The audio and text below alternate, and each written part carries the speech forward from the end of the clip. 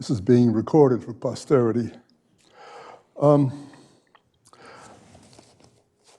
got an email 2 days ago, or maybe it was yesterday, I've sort of forgotten. And I'll read it to you. This is from a good friend of mine. He said, "A strange omen presaging your upcoming talk, a program on PBS, Read On America." How many of you have seen that, incidentally? What did you think of it? I only saw part of it. I'm sorry? I saw part of it. It's okay. What did you think of that part? It was okay. Oh, I didn't see it, but I thought the premise of the program was a little silly. You know, vote for your favorite American book. Is that what they do on The Voice or the American Idol or whatever it is? I don't know. We believe we should all vote in America. Don't be informed, just vote. That seems to be the way that democracy is going. Anyway, to get back to this email. And it happened that just a moment ago, they talked about Moby-Dick. The gimmick is that everyone votes for their favorite precious book, kind of like fantasy football for librarians, he adds. Anyway, they were looking at all these books from the vantage point of villains and monsters, and how we all just love monsters because, well, there's a monster in every one of us. I like monsters, but this was presented in such a tawdry way, I couldn't take it seriously. You will undoubtedly shudder at how Moby-Dick was presented. Ahab, the evil villain, consumed by a pathological obsession, puts his whole crew at risk. Oh, how selfish of him. For no other reason than because he's so dark. They interviewed a putative Melville scholar who urged us to vote for the book as the finest piece of American literature because, well, quote, "it is the finest piece of American literature." How do you like that logic? Does the argument work? Well, it's so good that it doesn't even require any evidence. This lady likes to take her students on a vintage whaler so they can better understand the novel by pulling a few sheets and seeing what is below decks and what it's all about. A perfect substitute for all those meaningless taxonomy chapters in the book, right? How many of you think that this is a novel? I mean, I think everybody sort of knows something about Moby-Dick, even if you haven't read the book, especially if you haven't read the book. How many of you think that Ahab is the evil villain? Oh, an enlightened audience, wonderful. I should go home at this point. Because what I need a focus for this couple of talks. And one point I really want to get through is that Ahab is not the villain. And that's important to understand. This is not a story simply about an adventure and killing a whale. That's the least of it. It's about the human imagination confronting its status in this universe. And there is no definitive answer that Melville gives us. He is always an author in doubt. And he stresses that repeatedly, not only in Moby-Dick, but in his other works. He is on a constant search. I should begin, I suppose, with some brief, very brief, introduction to Melville's biography, because in a way, his novels are all autobiographical, even when they have nothing to do with the facts of his life. He's born in 1819. Prominent family in New York, a family that unites the two main groups, the English and the Dutch. The family does well.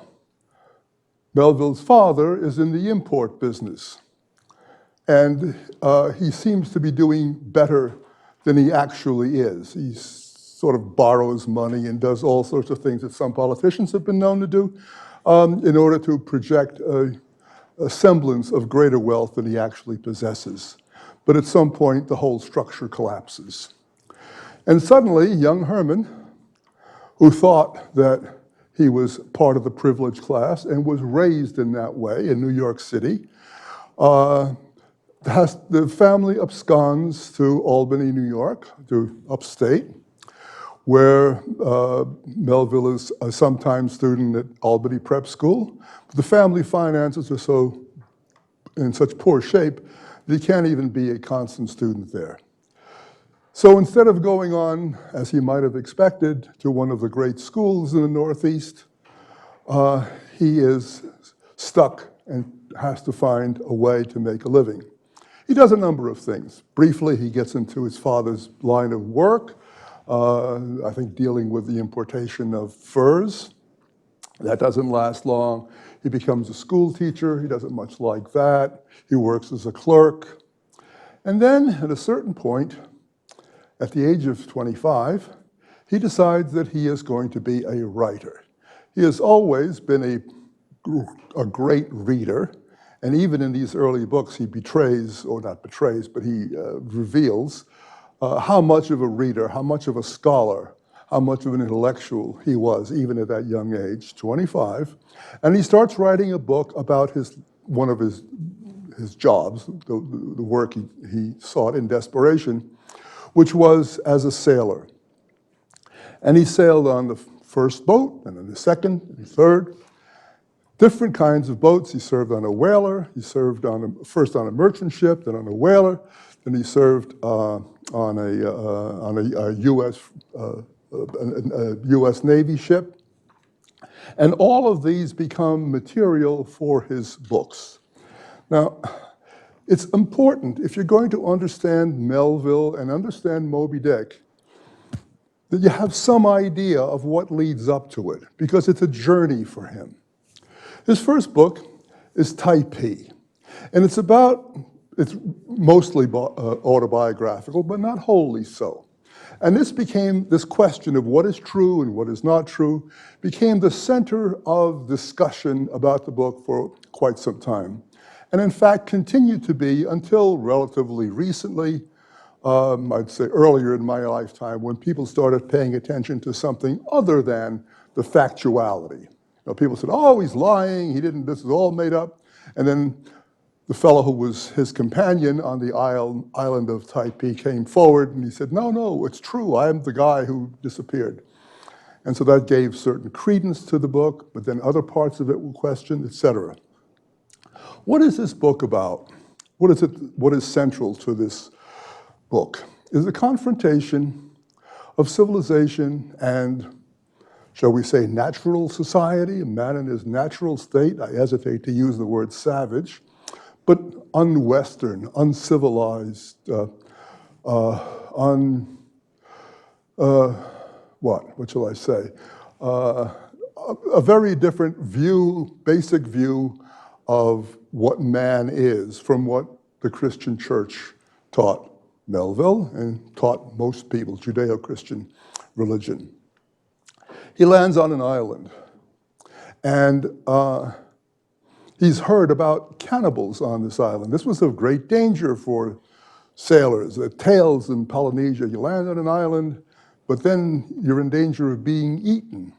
And so the putative basis for the book was, do we choose civilization or do we choose the native way of life which has cannibalism in it? There are two tribes on the island, the Typees and the Happers. One of them is cannibal, the other is not. One of the things you'll find in reading Melville, all of Melville, but also in Moby-Dick, is that Melville is driven by the idea of doubles. There are always two, and there's a choice. There are alternatives. And one is never certain about these, which really represents what. Initially, he believes that the tribe that has taken him in, hello, an old friend, that the tribe that has taken him in is the non-cannibal tribe. But slowly he begins to suspect, and indeed discovers that no, he has misjudged, that the tribe that has taken him in consists of cannibals. Now, I believe, and my opinion, Melville never wrote this down, at least as far as I know. I believe that what the real question was that confronted Melville in in this life and on the island, but also in this book, was sex or no sex. He writes in the novel, and this is confirmed by what we know of his actual experience. Our ship was now given up to every species of riot and debauchery. Not the feeblest barrier was interposed between the unholy passion of the crew and their unlimited gratification. In short, everybody was having sex with no sense of guilt at all. This is part of the story of, at least as interpreted by American sailors, Western sailors of Polynesia. It was an Eden before the eating of the apple, and one could live in the state of innocence and gratify every desire. That becomes an important symbol for Melville throughout these early books, and it casts a shadow, as it were, over Moby-Dick. So we're discussing cannibalism, what is right in and of itself, and what is right only because it's allowed by the law. In law school, you learn a distinction in the first year between malum prohibitum and malum in se.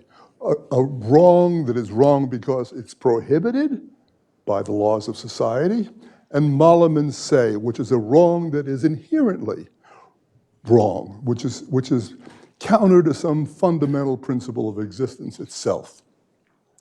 So he writes, Melville, this is in the same book, the voluptuous Indian, with every desire supplied, whom Providence has bountifully provided with all the sources of pure and natural enjoyment, and from whom are removed so many of the ills and pains of life, what has he to desire at the hands of civilization? Will he be happier? Let the once smiling and populous Hawaiian Islands, with their now diseased, starving, and dying natives, answer that question. The missionaries may seek to disguise the matter as they will, but the facts are incontrovertible. And he holds to that. But bear in mind that he does not say, therefore we should all return to the state of nature. That is contrary to our construction as human beings. And that's an important idea and distinction to keep in mind because it will recur. Let me see if I can find, I think I have lost my first page. I didn't take it with me. Oh dear, okay. Another important thing to consider, the falling leaves. Another important thing to consider, and it's recurrent throughout this novel and its successor and the one after and the one after that, is that we start in a state of order, good or bad, but Western order, well-defined order. But somehow the protagonist always wants to escape, wants to leave, desert the ship, mutiny, in some way to leave this behind. And then he goes to a state of nature, that is the islands, and he finds it doesn't satisfy him. So for the rest of that novel, what he's trying to do is escape. If this is such perfection, why does he want to escape? And this question occurs in Taipei. Soon after he joins this tribe, the Taipei tribe, he meets a young woman. Her name is Fayaway, and she is everything he could desire, he thinks, in a woman. She is beautiful, she's accommodating, there is no sense of sin about her. But it does not satisfy him. And that life is not a life that he embraces. He tries to escape. At the end of Taipei, after these escape attempts, he has reason to believe, or he infers, that these two tribes, who are apparently at war and are at a battle, which he thinks will enable him to escape, that this is really a dumb show, that this is really put on for the sake of keeping him on the island, from keeping him from escaping. And the idea, I would say, behind that is that even, contrary to his initial innocent expectations, that even in this primitive state, there is order and society has its own rules. Society, that society such as we find it there, has its own hypocrisies and seeks to limit the freedom of the individual. Okay, the book is published. It's a great success, an astonishing success. Suddenly he is seen as one of the authors that we have been waiting for. A man named Everett Dyking in New York, a publisher, and a great promoter of a Native American literature, a literature that is produced by Americans about American subjects using the American version of the English language. And here he is in full bloom, and he's a better writer than Cooper. So he gets a lot of attention. And Dyking does everything to promote his career. And so he's asked to write a second book, which he does. It's a continuation of Typee. It's a continuation of his actual adventures. And there again, we have this sense of leaving behind a state of civilized order and going to a primitive state. There's a number of things happen initially in the book, but we find him then picked up by a British whaler that rescues this man whose name is Tom. He soon will adopt the name that the natives give him, which is Tomo. And that they are recaptured by the French, who are in collusion with the natives. And then he escapes punishment for that. And he gets Tomo himself gets very privileged treatment because he's a man of culture. He's an ideal citizen, a scholar, a thoughtful person. He has the right background, even though he is shipped as the lowest of the low, a sailor. He reads, plays chess, while the crew is suffering, both on the ship and when they're imprisoned. Is the crew now free when they have broken away from the boat, when they have mutinied, when they have left? When they leave for Papeete, where the council says the crew imprisoned on a French ship must stay with the ship under a first mate for 3 months, Melville refuses to do that, or the character who Melville projects into, who is Tomo. And so Melville and the ship's doctor, to whom he gives the name Dr. Longghost, they're jailed, and they're under the care of a Tahitian man they call Captain Bob. The punishment is easy, but it's punishment nevertheless. But at night, the prisoners are confined, and they're confined by 2 timber stalks, and they're all confined. They're all linked together. And that's an important idea, too, that we, all these different representatives of the varieties of humanity, of Western humanity, are prisoners, and they're linked. We're all linked together.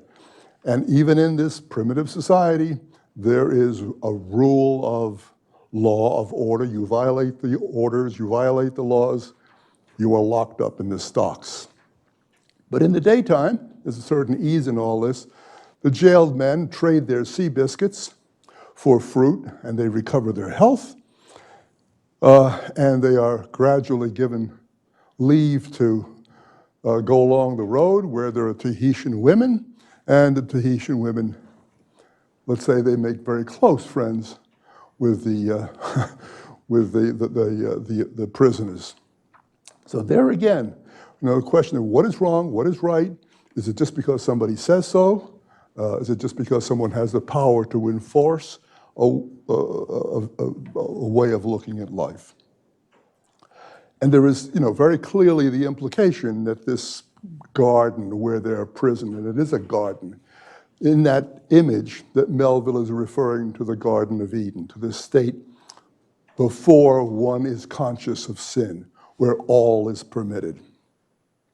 Okay, so we have Typee, which is published in 1846. but experienced a few years earlier in 1842. Now he's written his sequel, which is Omoo, which fared almost as well. Both books very popular, sold well. Now he feels that, okay, I've established, and he uses the word pinions as a storyteller, as a novelist. Now I want to convert those pinions into plumage. In other words, he wants to fly free of telling a story for the sake of telling a story, of, let's say, of what would be the classic comics version of his novels. He wants to get away from simple narrative and turn his tale into a prism by which we examine more fundamental conditions of existence itself. And so he sets about to write what may be his most ambitious book, maybe. It's called Mardi. Mardi is the name given to the group of islands to which he escapes in the novel. But it also is the Polynesian word for world, because their world is these islands. But then Melville takes this and he converts it into an allegory, or at least a symbolic reference to the world of the West as we know it. He goes from island to island. One is called Dominica, and that's clearly Great Britain. America is Vivenza, and there's one called, not much subterfuge in this, calls it Vaticana. Guess where that is? So that he's commenting on different ways of ordering society. He's commenting on different kinds of government, of how government treats the individual. And he's searching throughout. Searching for what? The novel, it's not that it has no predecessor, it does. He's clearly read Rabelais.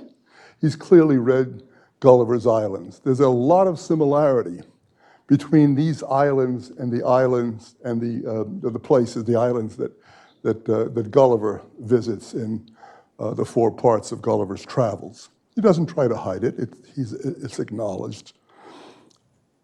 We have an unnamed narrator, at least initially, who leaves the ship with a companion, and one of their first stops is a curious kind of place.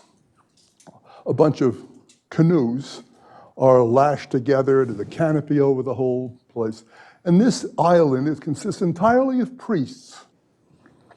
And the head priest, priests being very prohibitive, except that the head priest has in captivity a beautiful woman, a blonde woman. The 19th century convention, of course, is that blondes are all pure, and the dark, sultry women are the brunettes. We've reversed that, I guess, during the course of my lifetime. But anyway, so here he meets Yilla, who is the captive of the priest, and he frees her. And then he has her to himself. He idolizes her. He sees her as not a sexual being, but quite the opposite. She is purity. It's as though she exists before the consciousness of sex itself. And she's accommodating and in every way an ideal, truly an ideal, presented as an ideal. An unworldly human being, an unworldly member of this world. And then suddenly she's gone. And our protagonist, who has now taken the name Taji, because when he lands on this island, and the natives come out, he says, I'm not an enemy, I am Taji, meaning I am the Lord. And so you should not kill me. And they believe this story, which incidentally was actually used by a number of historical figures in their encounters with the natives of the South Seas. So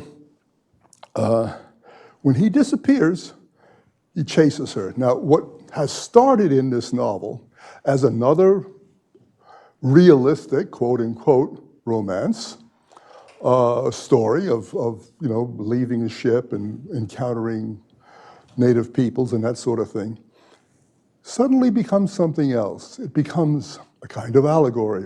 It becomes philosophical. And I'd say, it's hard to estimate, the last half of the book, certainly the last third of the book, consists of Taji, who is now, has now found on an island called Medea, I believe, has found companions. One is a chronicler, that is an historian. The second is a philosopher whose name is Babbalanja, and probably is the most important of these people. And the third is a poet. And what do they talk about for a couple of hundred pages? What is the nature of man? Right? And it's fascinating. It's absolutely fascinating. It's lousy novel writing. I mean, even as devoted and a Melvillian as you might be, this is tough going. Believe me, I've been through it. And I'm even sympathetic to the kind of discussion that's going on. The discussions are fascinating, but the novel does not move at all. And interestingly, Babbalanja, who probably is the most prominent of these colloquists, says, and I quote this, "Be it enough for us to know that oro," Latin word for gold, and by that he means God, and he means the purest of elements, I suppose, to know that oro indubitably is, in other words, God some way exists, my Lord, sick with the spectacle of the madness of men and broken with spontaneous doubts, I sometimes see but two things in all of Mardi to believe, which is to say, in all of the world to believe. And here he precedes some modern philosophy, that I myself exist, and that I can most happily, or at least miserably, exist, solely by the practice of righteousness. The novel closes. And the other interesting thing, not only interesting, key to the book, that Babbalanja says to Taji, he says, "You have lost Yilla. You will never find her again.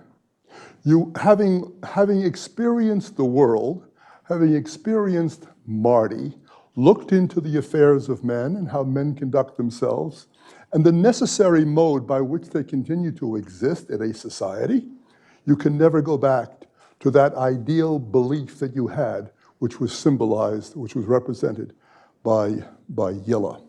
She is gone forever, and you must adjust to that. You must learn, or you're condemned to learn to live in this world." And the symbol of that is a figure named Hautia. She is a woman, and she's the brunette that I told you about, and she is all sensuality. She not only is accommodating to his wishes, well, that's not the way to put it. She wishes that his wishes were to be carnal and wholly to devote himself to her satisfaction. And that becomes a representation of what is possible in this world, the way the world really exists. And he, Taji, is not at all happy with it. He's not at all content with it. One of the things that he learns during the course of his discussion in Mardi is that man is neither happy in a state of civilization where order is required, nor in a state of nature, in a state of non-civilization, in a state of license where freedom, where everything is permissible and in no sense of sin at all. I think it's in this book that he says that freedom is meaningless without a purpose. That one must have you can't simply resign yourself to sybaritic enjoyments. That you exist, and by the nature of your existence, you must have a function. You must, to realize your humanity, you must see yourself as in society, in combination with, in league with another human being, with a group of people. You must work. You must find your place in this world of work. In Moby-Dick, some of you may remember, Melville says, or Ishmael says, that money is the root of all evil? Nonsense. That's one of the worst things that man ever believed, that money is the root of all evil. Of course we work for money. If we don't work for money, then our lives become meaningless. We have no goals. We have no wherewithal in order to be effective in life, in society. That money is the means by which our worth is recognized and we, in a sense, pay our debt to society. Okay, so we've got 3 books now. Mardi is a disaster. It gets terrible reviews. And Melville is really daunted by that. And he says, okay, write the way I wish, and nobody will believe me. Nobody cares. So I have to write the kind of book that was a success. Type Omoo, which people may misunderstand. They may see it in the wrong light, but nevertheless, the adventure, the action is what draws them and what they will buy. So he ponders, what am I going to do next? It's 1850 now, which is the date of publication of Mardi. It's taken him longer to write that book than the other 2. So he's going to write a book.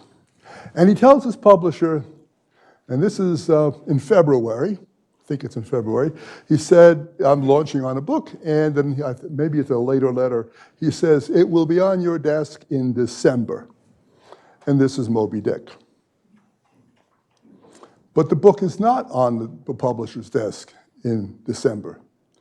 And from this, one of the many, let's say, conjectures, not myths, that scholars have shared and sort of bought into, is that Melville started writing one book and then shifted to another. That what he started writing was a book very much like Type and Omoo, and then somehow he decided that no, he was going to do something other than that. And the question is, what was it that he read? Or maybe it was the story of the Essex, which was a whaler that was stunk, and there was cannibalism on it. Anyway, long story. But anyway, this is the hypothesis. There is absolutely no evidence of this, none. It's all based upon that one lecture, that one letter.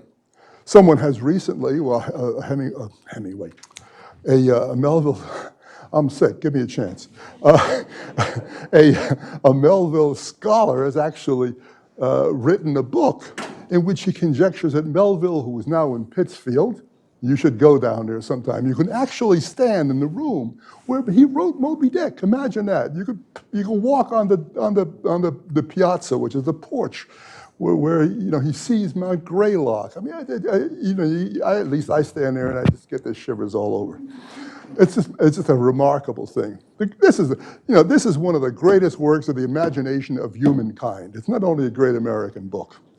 It's fantastic. It stands with Dante. It stands with Shakespeare. It stands with Homer.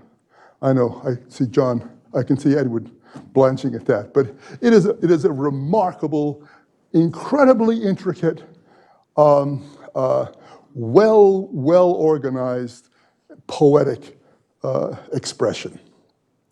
Anyway, this fellow has conjectured in his novelized biography of Melville that Melville had an affair with a lady down the road, and so that apparently he wasn't writing Moby-Dick, he was taking care of another, no, I won't say it, in his affair with this woman. There's no evidence of that whatsoever, none.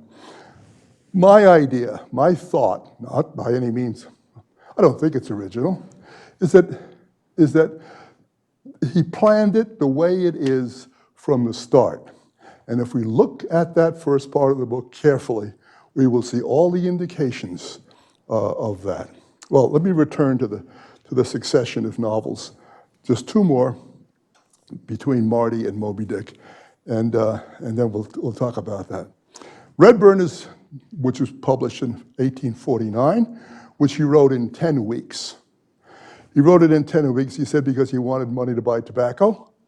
It wasn't just tobacco he needed, though. He was in tight financial straits. And so he wrote this book, supposedly just a thing to make some money. It's one of the most engaging of Melville's, it's one of the most engaging of Melville's works. And if you haven't read it, has anybody here read it? It really is, it's worth your time. It's easy, it's very readable, it's to a large extent autobiographical, again, based on his first voyage on a merchant ship. And it relates to his relationship to his father. His father died, left him an orphan. And that father becomes a symbolic figure as well. The father is the one who was supposed to ease the son's way into the world. And this father has left him an orphan, and he needs to shift for himself and to figure the world out on his own. Here, that projection of self is given the name Wellingborough Redburn, very consciously a snooty name to denote someone who comes from the upper privileged class. And what we have as a central conflict in this book is Redburn's respect for authority on board the ship, the captain, and the autocracy, the evil nature, the wicked kind of subjugation that is visited on the sailors by a first mate named Jackson, who himself has been victimized, and so his evil is a reaction to the way in which he was treated. And yet, and this is important again in terms of this question of freedom and order, and yet Redburn respects him as being the most capable sailor on board the ship and the reason that the ship functions well, despite what's going on around him. Redburn makes a good friend soon. His name is Harry Bolton, when they land in Liverpool, which is where Melville had landed. And Harry Bolton is a dissolute man. He's a man who is guided solely by his senses. It's been theorized, or recently, as we become more, multi-fantastic, that Melville was homosexual, and that in Harry Bolton he was depicting a homosexual who had an affair with him. Because at one point, Harry Bolton leads young Redburn into what is rather clearly a brothel in Liverpool. I don't buy that. I don't care whether Melville was actually homosexual or not. I see no evidence of that at all. I think it's a distortion of the record to say that he was, but that's, my concern is literary. It's not, it has nothing else behind it. I think what that represents, again, is a life of dissoluteness where no rules apply, where you can do whatever you like and there will be no punishment. And Redburn is disgusted by it. In contrast to that, and this is one of the most to me, one of the most moving moments in American literature. Well, Melville is on a street in Liverpool. He looks down and he sees a dark mass there. He looks a little further, a little closer, and it's a woman. And she has a child. And the child is dying. And she is dying too. And he cannot understand how this world can be so indifferent as to turn its back, as to not recognize the agony of this woman and her child in need, and everyone, completely concerned more with their own pleasures, with their own daily lives. And Redburn is so fascinated by it, so different from his experience. And he comes back the next day, and she's no longer there. And there's somebody there spreading lie on the place where she was resting. Obviously, indication is that she has died, and nobody cares. And that lack of charity, that lack of fellow human feeling astounds him. It's another example of class injustice. And the novel is set up this way. Again, Wellingborough Redburn, like Herman Melville, upper class, suddenly cast down into the lower levels of society and encountering through this, a shock to understand how some people struggle simply in order to live. Who is responsible for this? What kind of God would permit this? That's the question that Melville will ponder Okay, one more predecessor novel, and then we'll get into the work itself. This is Melville's experience on a U.S. Navy ship, and it has great consequences in our laws. The figure who is identified as White Jacket is identified that way because he ships onto this, gets onto this boat, which incidentally, even though it's an American ship, has people from all over the world. It's as though Melville wants constantly to remind us, when he gives us the symbol of the ship, that the ship represents humanity. And he stresses the fact that there are people who are Indians, that there are Germans, that there are people from all over the world, regardless of who is impressing order upon them. And so the injustices that he reports are not just American injustices. These are injustices which are inherent in the idea of order. If you have an order, somebody is giving the orders. Somebody else is constraining somebody else's freedom. And therefore, these are the results. Okay. White Jacket gets on, and he's got to have a coat. He's not dressed for this job. And so he makes his own coat, can't afford another one. He makes his own coat out of bits of canvas, white canvas. And he's laughed at. Immediately, he's an outsider. He's an object of ridicule. That's why he's called White Jacket.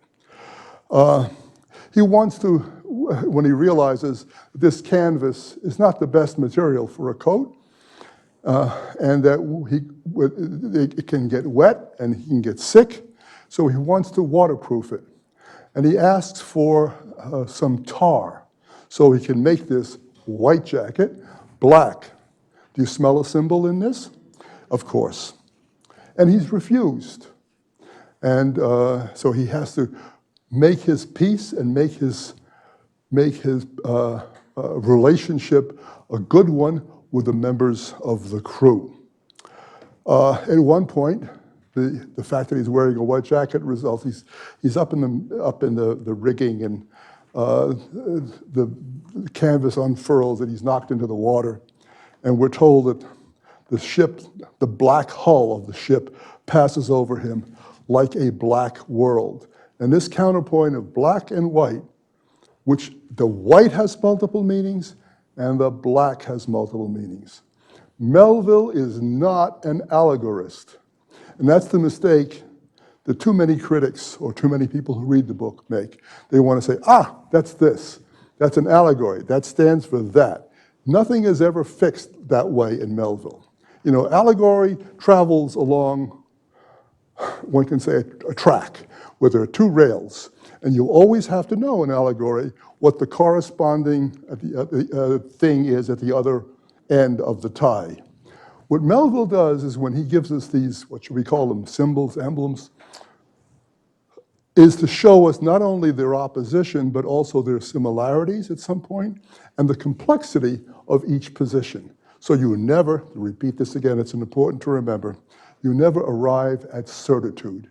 And Melville says explicitly, says it in Mardi, says it elsewhere, that certitude, absolute certitude for the mind is impossible. And, sort of looking ahead to what a school of literary criticism which will develop in our lifetimes, is that no word ever has a fixed and unalterable meaning. The minute you use words, you are creating a level of reality which is distinct from reality itself. In Mardi, if I can go back to that for a moment, there is a character, there's a king who lives in a world of fantasy. And as soon as the facts of reality intrude, he moves on to somewhere else because he wants to maintain his fantasy. You can never fix the world with language, even though we have no alternative. That's all we have.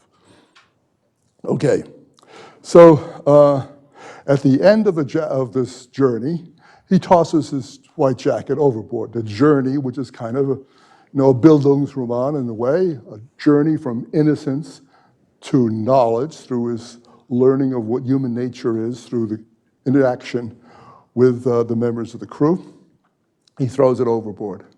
Interestingly, is this jacket is mistaken for a white shark. And it is harpooned and goes to the bottom of the sea. And that, I guess, reflects this notion of acceptance, that he is no longer the innocent, that that White Jacket will never find Yilla again, you might say, and that he has to reconcile himself to living in the world. There are a couple of satires in this novel that I want to call to your attention. In one of the members of the crew is injured, and it's decreed that he must be operated on for this leg injury. And an ordinary doctor won't do. They call one of the great doctors in the area to come and take care of him, whose name is, the name is interesting, given how he performs, Cadwallader Cuticle. And people are invited to observe his, his surgery because he's such an outstanding authority, you know? He could be a member of the Dartmouth-Hitchcock Hospital. He's that good. And no, seriously, I mean, that's the attraction. And he proceeds to amputate the wrong leg. And he's a blustering fool.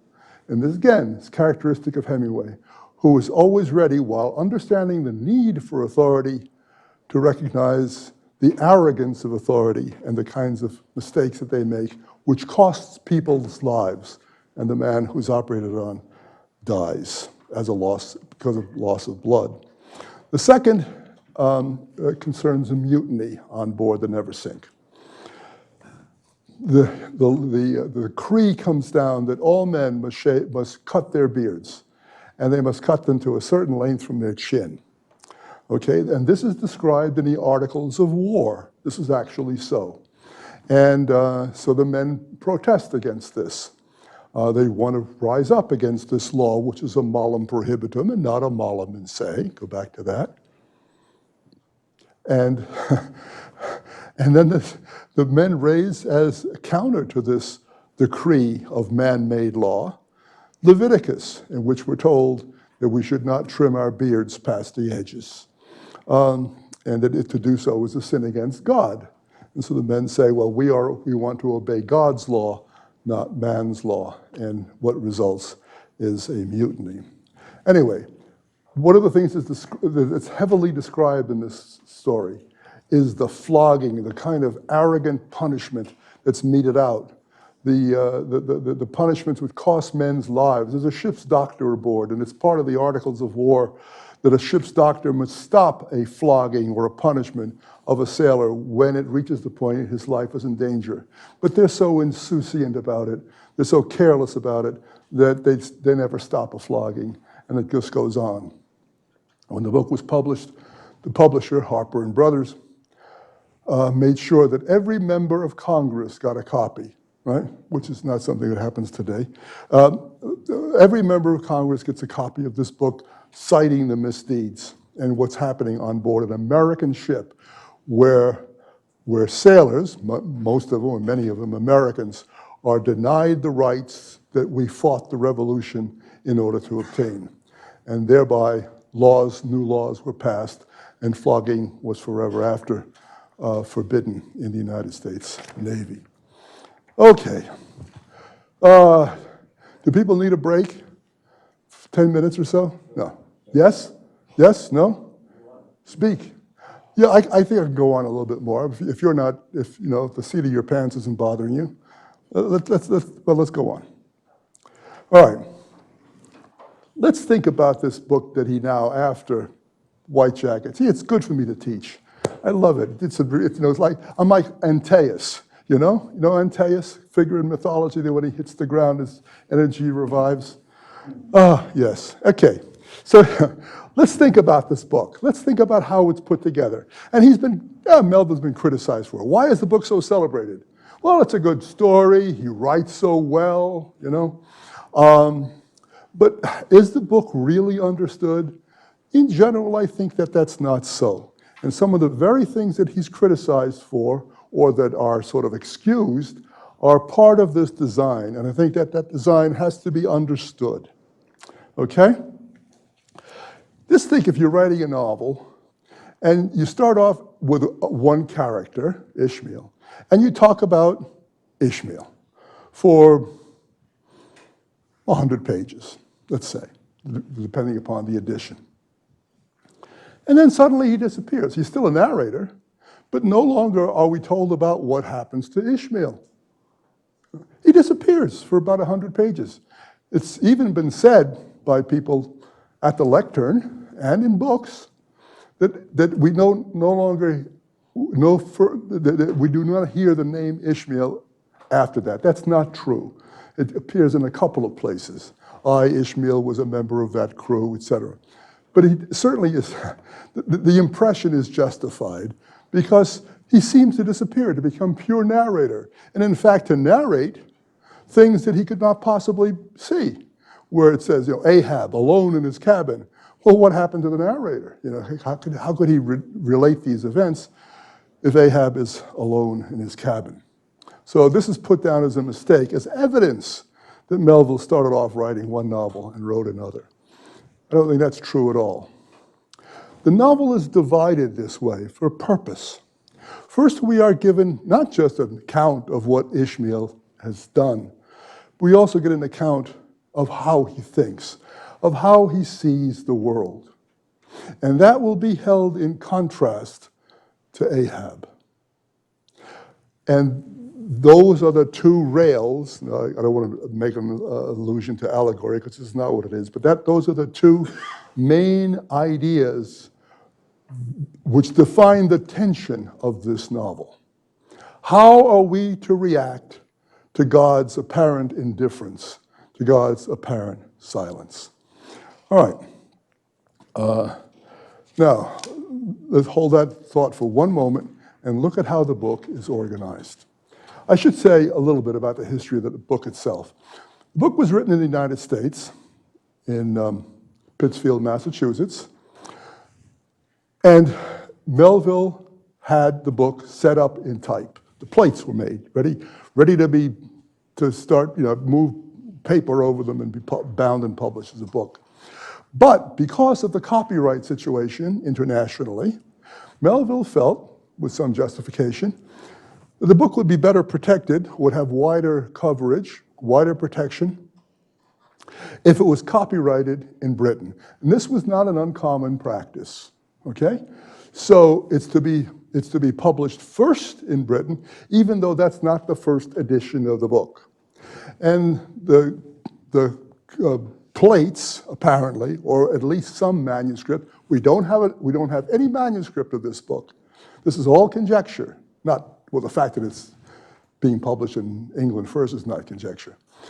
But we don't know. We don't know what is Melville's and what is not.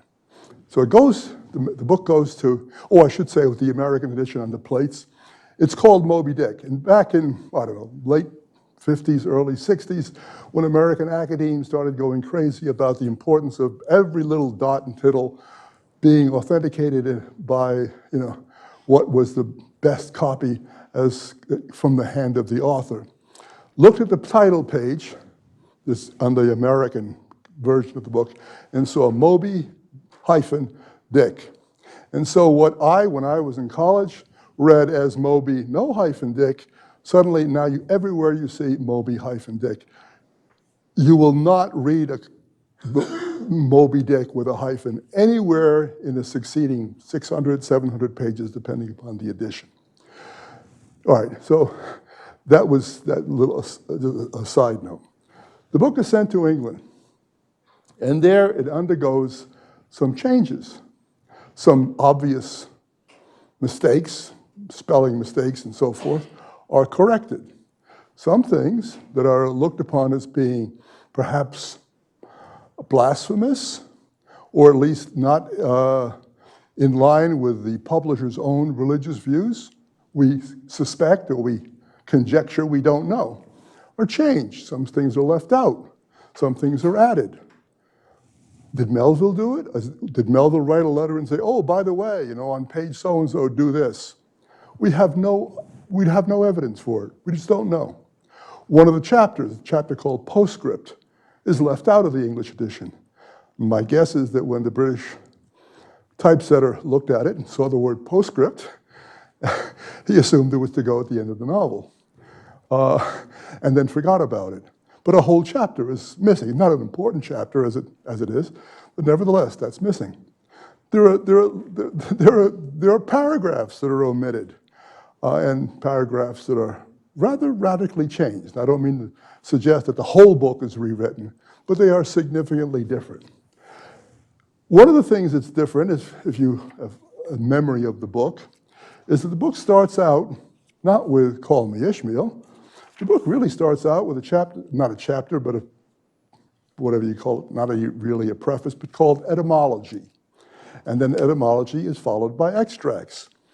In Britain, these were put at the end of the book because it was thought, well, this is like a bunch of footnotes or something. But no, this was part of Melville's plan. He wanted it that way. He wants it that way because he wants to show the folly of the human mind. What do we know about the whale? Well, here I'm going to tell you. These are the attempts to fix the whale, this transcendent, unlimited, amorphous thing in reality.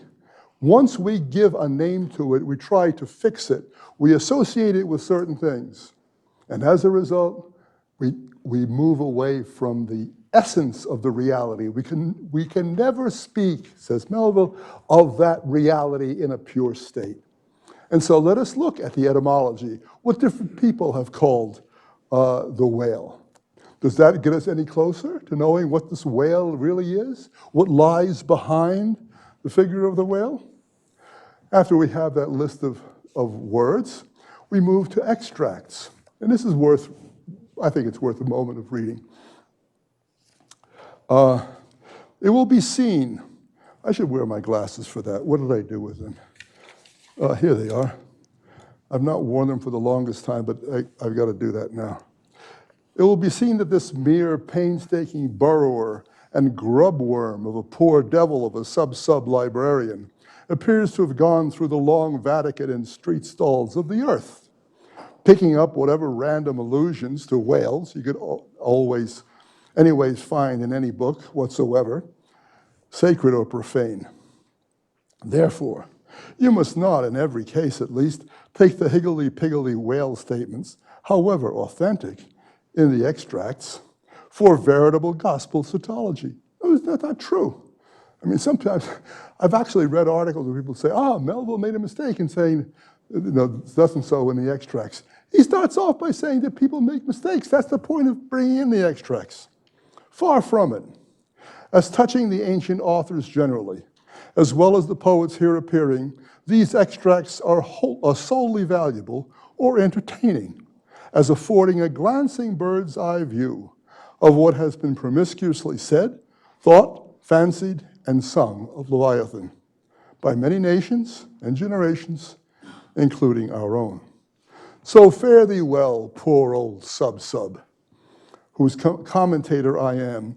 Thou belongest to that hopeless, sallow tribe which no wine of the world will ever warm, and for whom even pale sherry would be too rosy strong, but with whom one sometimes loves to sit and feed poor devilish too, and grow convivial upon tears, and say to them bluntly with full eyes and empty glasses, and in not altogether unpleasant sadness, give it up, sub, for by how much the more pains ye take to please the world, so much the more shall ye forever go thankless. Because what you do as librarian, as distiller and organizer of all knowledge is futile and necessarily so. Gulp down your tears, high aloft to the royal mast with your hearts. Follow your hearts, the truth of emotion. For your friends who have gone before are clearing out the seven-storied heavens and making refugees of long-pampered Gabriel, Michael, and Raphael against your coming. Here ye strike but splintered hearts together. There ye shall strike unsplintered, unfractured glances. And then we have this library. He's poking fun at it, at the same time giving you this list or glossary of different angles or sights, opinions, views of the whale. And they're all foolishly limited. Okay, at last we get to chapter 1, titled Loomings. Very important title, Loomings. What does looming mean? Something that's going to be coming up. So we are looking forward to what is coming after. But loomings also refers to something else which is in the book, which we'll encounter later. And that is how lives are on the loom of the infinite, and how our lives are determined, that our lives are like a fabric created on a loom. Okay, call me Ishmael. Now people, at least when I was a student, said, oh, Melville's just being folksy. A little later, people start saying, hey, wait a minute, maybe there's something to the fact that he calls him Ishmael, who's a character in the Bible. Who is Ishmael? Ishmael is the son of Abraham, but not of Sarah, his wife. Remember, God has promised Abraham to be the founder of a great people. But Sarah is now, 150 years old or so. She's long past menarche, and so the prospects don't look very well. Look good. And so Sarah says, it's okay, you can sleep with my handmaiden, Hagar. This is very acceptable in the Old Testament, which had a very different view of sex from our view, incidentally. It was perfectly all right to have sex with your wife's slave or handmaiden, because that was her property, and the wife could dispose or do what she wanted with her. All right, so Abraham says, okay. I think maybe at that point his name is still Abram. And his name changes, and Sarai changes to Sarah. Anyway, he sleeps with Hagar. Hagar has a son, and that son is Ishmael. But then, miracle of miracles, Sarah becomes pregnant and has a son, and that son is Isaac. And suddenly, what happens? Ishmael is shown the door. Are there parallels here to Melville's own life? Of course. Melville was thinking he's going to be the favored son, or in this favored lineage, and suddenly he's dumped out the door because his father has gone bankrupt, and he's got to grub for a living.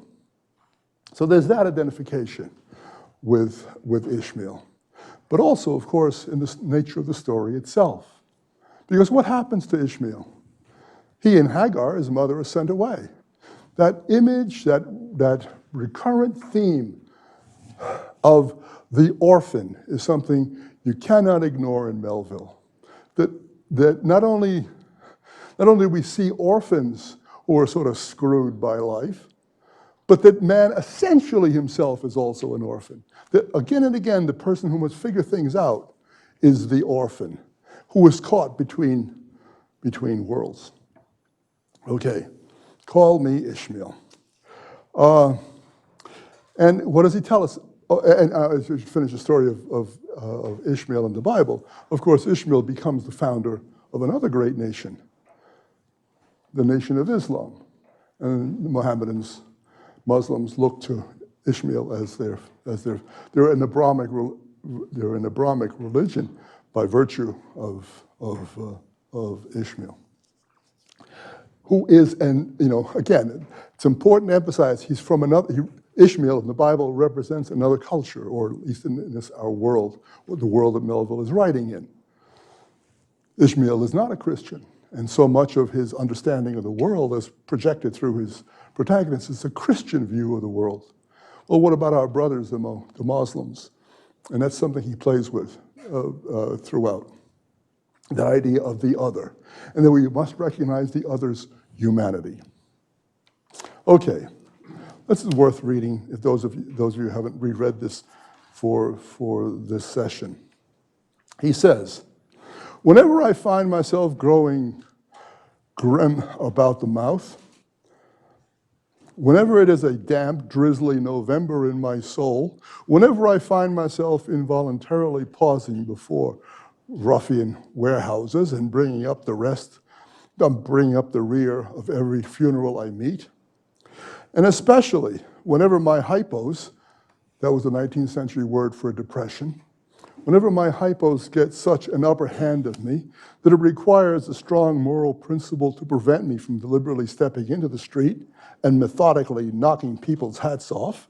In other words, whenever I am so upset and angry that I start being aggressive, again, think back to what we encountered in some of the earlier novels, that victims victimize others. Then I count it high time to get to sea as soon as I can. That is my substitute for pistol and ball. Instead of dueling, I go to sea. Instead of becoming the antagonist to my fellow man, I go to sea. And in effect, as we see, that means look inward and try to figure myself out. I quietly take to the ship. There is nothing surprising in this. If they but knew it, almost all men in their degree, some time or other, cherish very nearly the same feelings towards the ocean with me. Okay, let's take a break so I can get a little wind back.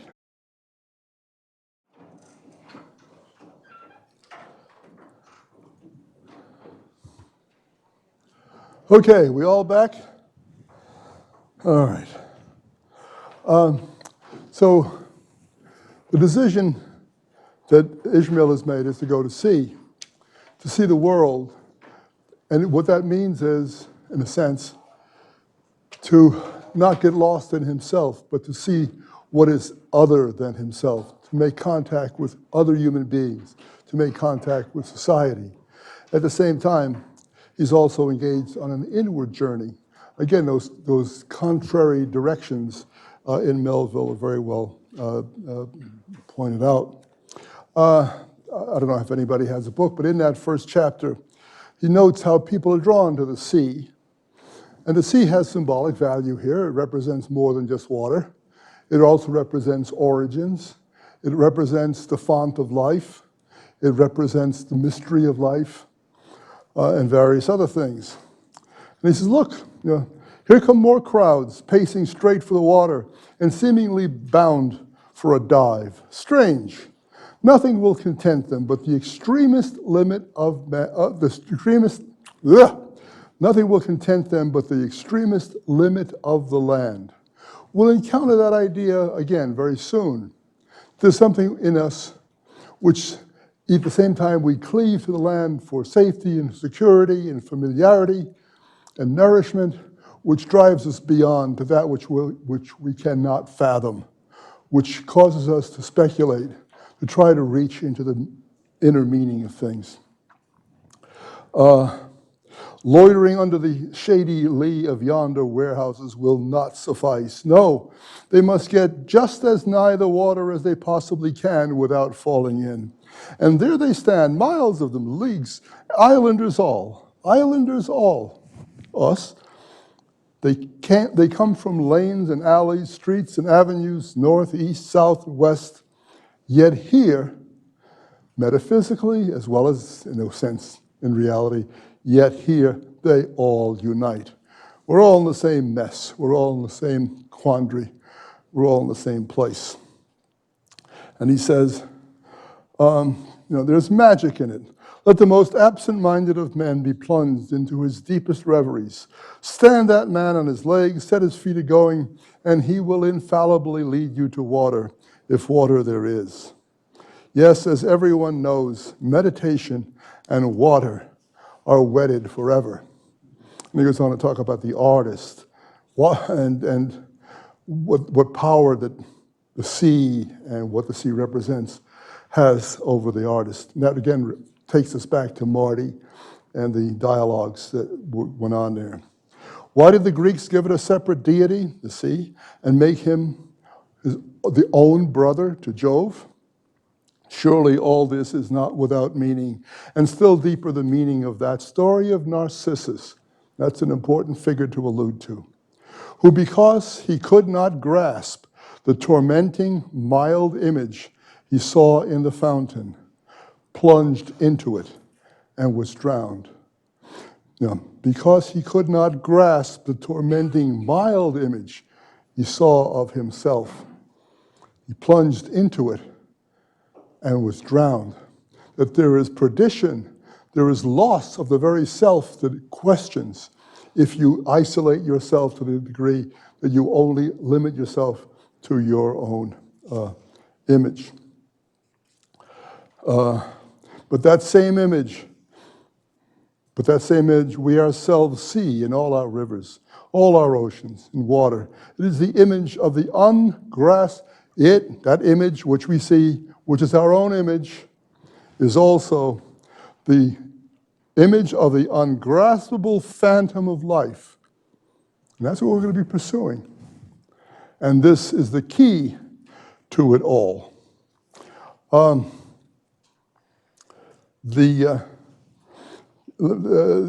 that same chapter, he says, "Now, no, when I go to sea, I go as a simple sailor, not as Wellingborough Redburn initially thought, that as a son of a gentleman, but I go as a sailor, reduced to the meanest of circumstances in life. Right before the mast, plumb down into the forecastle, aloft there to the royal masthead.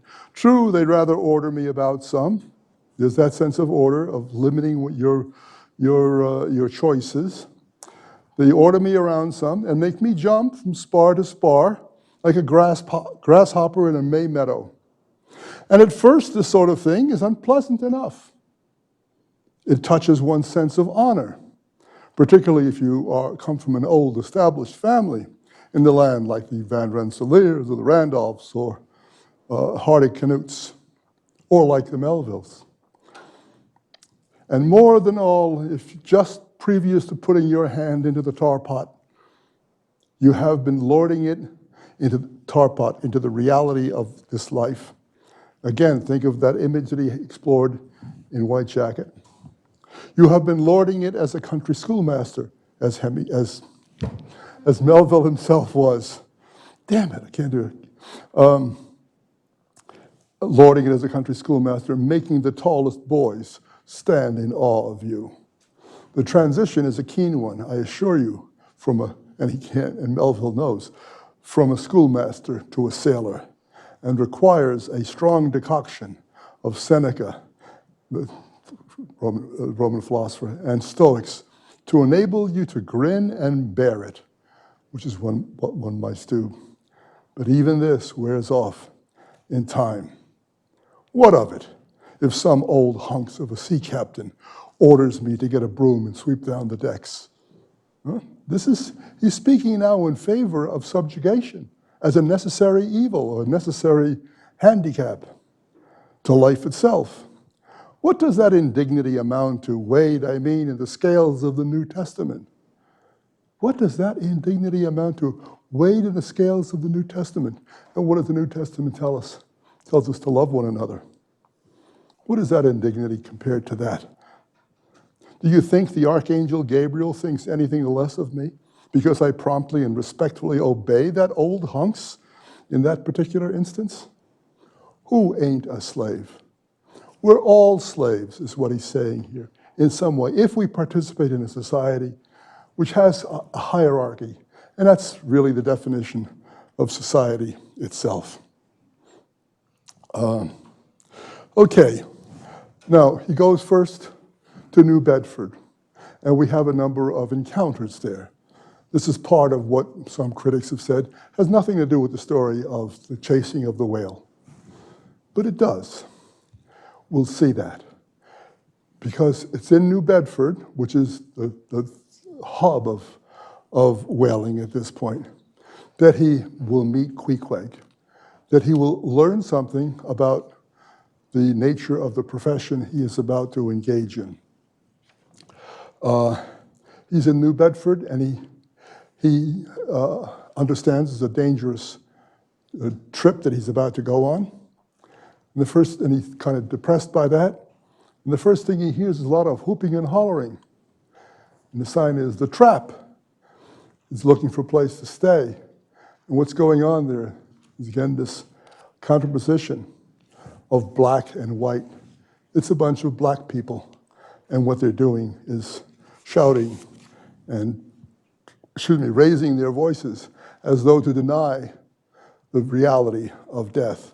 And he says of this confusion, of this riotous attempt to deny, that's not for him.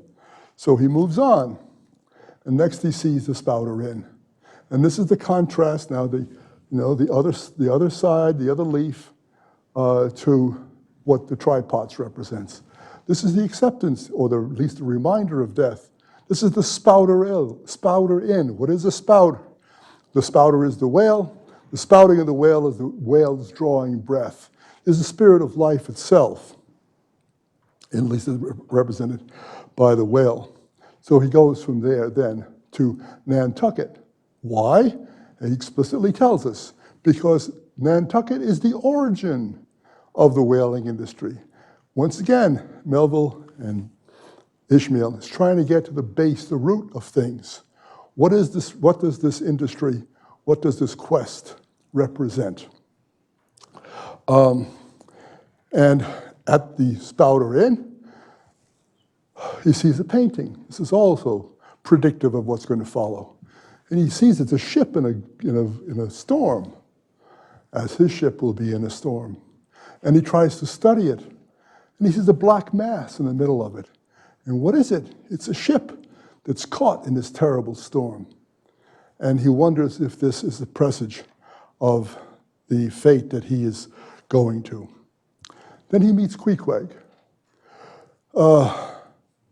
Now, this is the people who want to turn this into a story about homosexuality put a lot of emphasis on this encounter and the friendship with Queequeg.